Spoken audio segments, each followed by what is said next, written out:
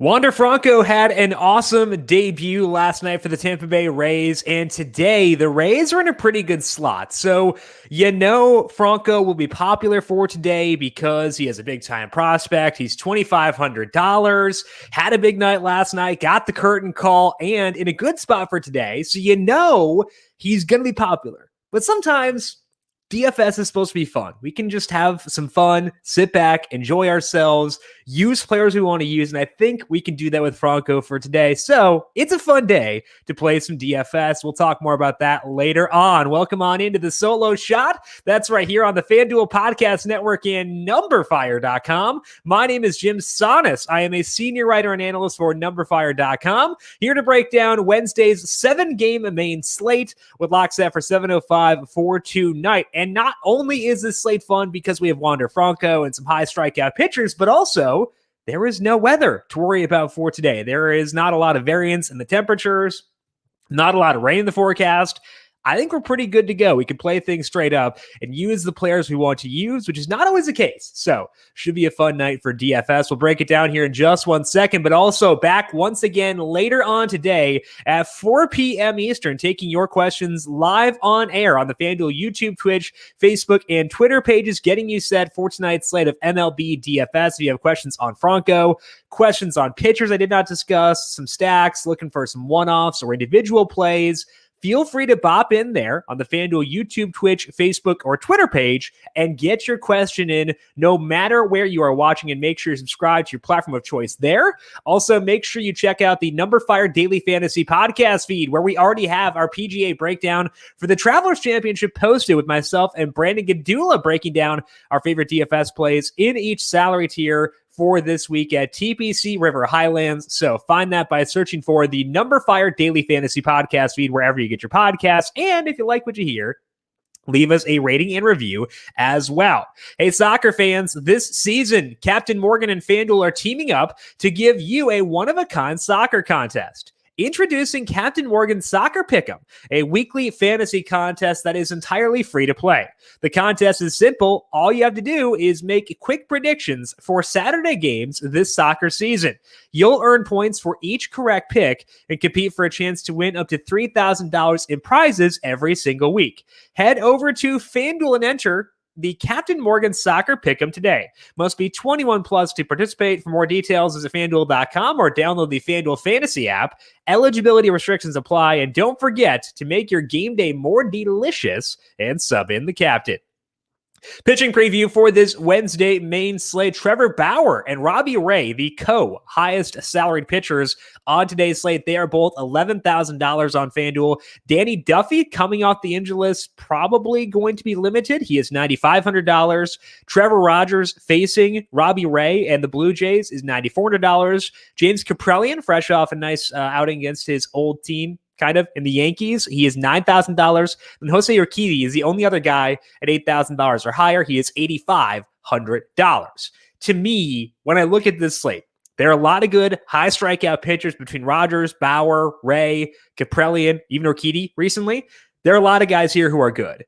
I think that Robbie Ray is the top guy on the slate by a wide margin, despite the fact we have good options elsewhere. Ray is facing Miami for today, and they are a plus matchup for a lefty right now. They have an 87 WRC plus versus lefties with a 28% strikeout rate and an 8% walk rate.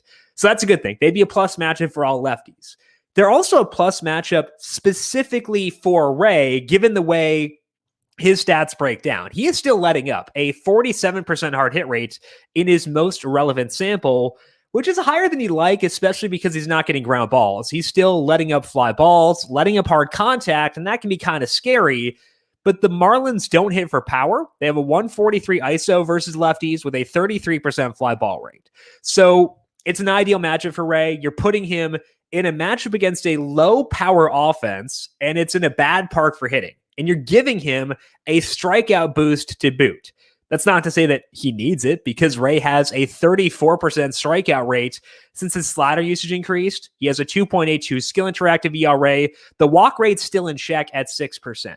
The strikeout rate for Ray at 34% is 4 percentage points higher than everybody else on the slate in their most relevant sample. So I want to be aggressive with Robbie Ray, and I think he is the top option here by a decent margin. I think that for single entry, you just take Robbie Ray. You don't worry about popularity. You just plug in Robbie Ray and go from there because he is that good for today. And I think given the stacks we've got, you should be able to afford him as well. So Robbie Ray, to me, the number one option here by a pretty decent amount. As far as number two goes, it's going to be a guy I have not used very much this year. That's Jose Urquidy. And he just couldn't get enough strikeouts earlier this year to be in play for DFS. He was struggling, and then Urquidy got hurt, which if you were looking for a reason to expect a turnaround, that kind of put that optimism to bed. But since coming back, Urquidy's looked really good. And I think he's worth a look here tonight. The big issue for Urquidy previously was his changeup, because that was a nasty pitch for him back in 2019 when he was good. When Jose Urquidy first came up, he was pitching really well. This changeup was nasty, but this year that wasn't really the case. It didn't have a ton of movement on it, so it wasn't as effective as it was previously.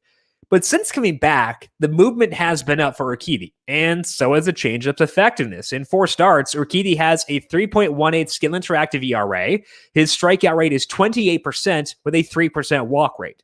It's a 4-start sample, so you do want to be cautious here, but he's done it against really good teams. He has faced the Red Sox, the Blue Jays, the Twins, and the White Sox. All 4 of those teams have a WRC plus of at least 102 versus right-handed pitching. Baltimore, who he faces tonight, is at 86. So it's the best matchup he's had so far. The movement has been good. The effectiveness has been good. He does have to go on the road, but the starts against the Twins and the Blue Jays in this sample were on the road too. He had 8 strikeouts against the Twins. So I think we might be seeing Urquidy perk back up here with this changeup back on the move.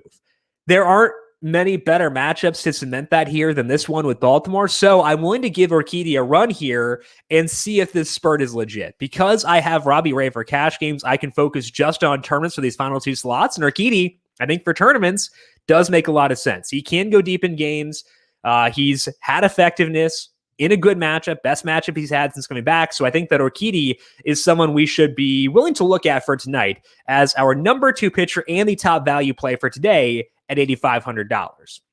For me, the third slot comes down to James Kaprielian and Joe Musgrove. Musgrove facing the Dodgers. I think we can use guys facing the Dodgers now, given the number of injuries they have, as long as the pitcher is good enough. I think that Musgrove is good enough, but I actually prefer Kaprielian by a smidge. And I like Musgrove in general, so that means that I should like Kaprielian a pretty decent amount. I'm going to rank Kaprielian higher here at $9,000. He's facing the Rangers. That's a high strikeout matchup. That definitely helps the cause for Kaprielian. They have a 26% strikeout rate versus righties this year with a 90 WRC plus and a 147 ISO. I also would expect the roof to be shut once again tonight. So it's a plus park for pitching, not as good as Oakland. So Kaprielian's still getting a slight downgrade, but overall it's not a bad park for pitching if we are correct in assuming the roof will be shut for tonight. Kaprielian is pitching pretty well now as well. He has had decreased fastball movement over his past 3 starts. Guessing it's probably going to be due to the sticky stuff discussion, and he's still pitched fine in those 3 starts. He has a 30% strikeout rate. One of those starts was at Coors Field. Another one was at Yankee Stadium. Again, quasi-revenge game there for Kaprielian. And he fared decently well in all 3 of those starts. The one downside with Kaprielian is that he hasn't had a big pitch count ceiling yet. His max pitch count is 99 pitches, but he's gotten to 90 or higher in 5 out of 7 starts. So I don't deem it as a negative. I just don't deem it as a positive for Kaprielian in terms of pitch count. Musgrove also has his own pitch count concerns. He could leave for a pinch hitter and stuff like that. So I think that if we're picking between the 2, there are enough factors working in Kaprielian's favor for me to rank him 3rd on this list. So overall pitching for today, I think Ray is tops overall by a decent amount. That is true for me for both cash games and for tournaments. Urquidy is the top value on the slate and the second overall pitcher. And then Kaprielian ranks 3rd for me. Musgrove would be 4th. Trevor Bauer, just not as into him. He does go super deep into games, so that's still a plus, but his strikeout rate down to 27% since the the sticky stuff started happening. So the start of June, 27% strikeout rate. I'm going to take Ray if I'm spending up there. So not super into Bauer for me for today. With that in mind, let's move to our stacks and start off with a team we focused on last night who went bananas. That is the Oakland A's facing Mike Foltynewicz. And the A's, to me, check every box for stacking, which we don't get all that often. So back on the A's once again for tonight. Foltynewicz has been in a funk recently. He usually is a guy who will use his fastball because he throws heat, but he's not throwing his fastball much right now. He's been cutting back on that usage over his past 5 starts for whatever reason. And in those 5 starts, his strikeout rate is under 10%. It's 9.7%. His walk rate is 5%. That means he is letting up a ton of balls in play. Basically, a ball in play, 85% of the plate appearances against him. 40% of those balls in play have been hard hits. 40% have been in the air. So from a stacking perspective, there are no concerns in terms of the matchup here for the A's. It's also a really good team, too. They have a 106 WRC plus against righties with a 177 ISO. They hit a lot of fly balls. And the park, although not being great, if we assume that the roof is closed, it is better than what they have in Oakland. So a slight park factor upgrade for Oakland for today. I'm having a hard time finding negatives with this spot. So I think that the A's are an elite option here for tonight and my number one stack on this slate. Against Foltynewicz, we do want to bump up the lefties. Obviously, the A's have a lot of righties, so maybe you deem that as being a negative, but it's obviously good for Matt Olson. I would also mention Tony Kemp and Seth Brown. Brown, definitely not a lock to play with Ramon Laureano being back, but just in case Seth Brown does play, kind of similar to the Patrick Wisdom discussion last night, where like, okay, if he does play, put him in there. For Seth Brown, it's a 220 ISO versus righties and a 44% fly ball rate. So I hope he gets in there. Tony Kemp has shown enough power for me to be in on him for tonight as well. So again, neither guy's a lock to play, but if either Tony Kemp or Seth Brown get in there, I would bump them up here against Foltynewicz for today. Also would not be shocked if they do get in there. A's seem to be generally aware of platoon splits, so would not be shocked if they do get those 2 lefties in there. But either way, just worth mentioning that if Brown or Kemp play, get in on them. Matt Olson among the top studs overall on tonight's slate. As far as our second stack, you're probably getting sick of hearing about the Astros. We talked about them the past couple of days. They were among the top stacks 2 nights ago. I wasn't as high on them last night, but still thought they were viable. But we're not going to stop talking about them here. They are a top stacking option once again. They're facing Thomas Eshelman. Eshelman is making his second start in the big leagues this year. And his first one, he got some good results. He allowed just 1 earned run over 4 2/3 innings. So that was good. Eshelman struggled in AAA, though. He had just an 11% strikeout rate across 19 2/3 innings, which is similar to what happened to him last year in the majors, where his strikeout rate was 11%. So I think if we're trying to profile Eshelman in terms of expectations, definitely don't account for any strikeouts, especially against a low strikeout team like Houston. Eshelman is getting ground balls this year, more ground balls than previously, which is a positive. And I would expect that to continue because he's leaning hard on his sinker, at least he did in that first start. And, you expect more ground balls when that happens. So I would expect that ground ball rate increase to stick with Eshelman. But that didn't stop him from having pretty rough results in AAA. And I think that when you put everything together, it shouldn't be enough to keep us from stacking against him here. So once again, the Astros will be high on our list for stacking. I do want to mention here quickly that I'm becoming more receptive to Michael Brantley. I have not been on Brantley pretty much at all this year, despite stacking the Astros plenty. Just there wasn't enough power, not enough upside in his bat, but it seems to be better since he came back from the injured list. He's just lofting the ball more. If we look at his splits since coming back from the injury, he has a 35% fly ball rate since then. It is 27% for the full season. His ISO is 255 in this time overall, including righties and lefties. So I think it is a good time to buy into Brantley now. Given the importance of injuries, I wouldn't be shocked if this uptick does hold. So I think that I'm generally willing to buy into small sample data if a guy's coming off an injury, if it's, the numbers I believe in. I believe in looking at ground ball rate and fly ball rate fast. I believe in looking at ISO fast. Brantley's grading out better there now than he was previously. So Michael Brantley, a guy I am far more receptive to now than I had been earlier on this year. So the Astros, the number 2 stack for me for tonight. Number 3 is Franco time. Again, really fun. Hit a dinger last night. I know people are going to use him. I know. But I want an excuse to use him. And I think we get not an excuse to use him for today, but rather like an actual justifiable reason. And I think that the Rays are a good stack for tonight, including Wander Franco. They're facing Garrett Richards. Richards does one thing really well. He does get ground balls. His fly ball rate is just 27% over his past 6 starts with more four-seam fastballs. So that's good. Everything else on my sheet is very, very red. He has a 5.16 skill interactive ERA with a 17% strikeout rate and an 11% walk rate. Richards is allowing hard contact 59% of the time.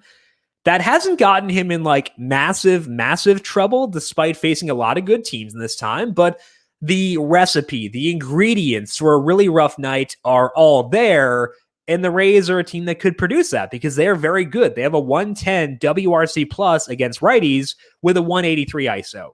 That's even before you add in Franco's expected numbers to the mix. Like that is just if we assume that they had kept their previous team, but Franco, I think it's safe to say, pretty decent upgrade for this offense. So we should be super into them as our 3rd ranked stack for tonight, which means we can be super into Franco. And Franco, again, just $2,500. That is far too low for someone as talented as he has proven himself to be both in AAA this year and last night in the majors. So Franco, great for one-offs and for stacks.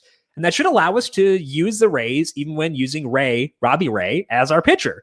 Brandon Lau, $3,100. Joey Wendell somehow keeping that ISO up. It's still there. He's $3,000. I've been skeptical of it all year, but the sample is expanding. Joey Wendell still hitting for power. So I guess let's buy in.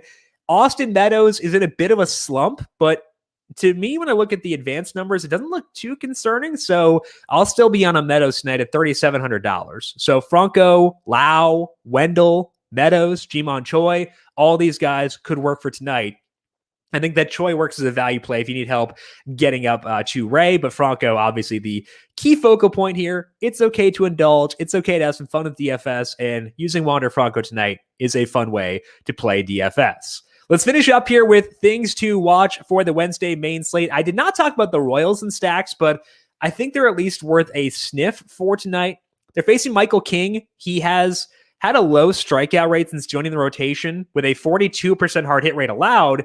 The big positive for King has been a lack of fly balls against him. That part likely will stick, but I do think that his fly ball rate will rise a bit. So the Royals, not a great team, but they have some individual hitters who can hit pretty well. Park factor upgrade for today too. So the Royals are a team I would consider stacking as my number 4 stack. I am not sure what to think about the other side of that game with the Yankees. They're facing Danny Duffy. Duffy was pitching really well before his injury this year, but he's also rejoining the rotation with no rehab start, which means he could be rusty for tonight. That also means he will not make a full start. It'll probably be 40 to 50 pitches or somewhere in there. So Kansas City's bullpen is not terrible, but they're also not like a great one that we need to avoid. So if I had to guess, based on looking at the implied total for the Yankees for today, my guess is that I'll probably wind up being underweight on them relative to the field, just because I think Danny Duffy is pretty good and the bullpen's not terrible. So I wouldn't be shocked if I'm underweight on the Yankees, just because I have a lot of respect for Duffy, despite the fact that he's coming off an injury. But I will say the injury angle is why you can justify stacking the Yankees. I'm just saying I would not be shocked if I'm underweight on them compared to everyone else. Finally, I am interested in seeing what Tyler McGill does tonight for the Mets. He's making his debut against the Braves, which is a very tough assignment, but he was pitching well in the minors before his call-up. McGill had a 40% strikeout rate in AA, got promoted to AAA. It was 28% there across 3 starts with a lot of swings and misses. Now, we talked plenty this year about how strikeout rates are bonkers across the minors, which could mean that the numbers from McGill are overinflated and we could expect him to still struggle in the majors. But I think it's enough where I'm not super eager to stack against him. Seems like he will get some ground balls too. So I don't think it's a terrible idea to stack the Braves because they're a very good offense. McGill could struggle, but McGill kind of interesting. And the fact they don't have tape on him in the majors yet, that could hurt things too. So okay being lower on the Braves, okay being lower on the Yankees for today too, just because I think that the opposing pitchers are guys I respect and am willing to take more of a wait and see approach as a result of that. That is all the time that we have here for today on the Solo Shot. But once again, back with you later on, 4 p.m. Eastern on the FanDuel YouTube, Twitch, Facebook, and Twitter pages. If you're watching on YouTube right now, make sure you hit that like button and hit the subscribe button to get notifications as we go live each and every day, both for the Solo Shot and the Q&A. Also, check out the PGA DFS podcast via myself and Brandon Gadula up on the numberFire Daily Fantasy Podcast feed. If you have questions for me before 4 p.m., I am on Twitter at JimSannes, JimSannes. You can also follow the FanDuel Podcast Network at FanDuel Podcast. Big thank you to everyone for tuning in for today. Good luck to you with your MLB DFS lineups for today. We'll talk to you once again tomorrow. This has been the Solo Shot right here on the FanDuel Podcast Network.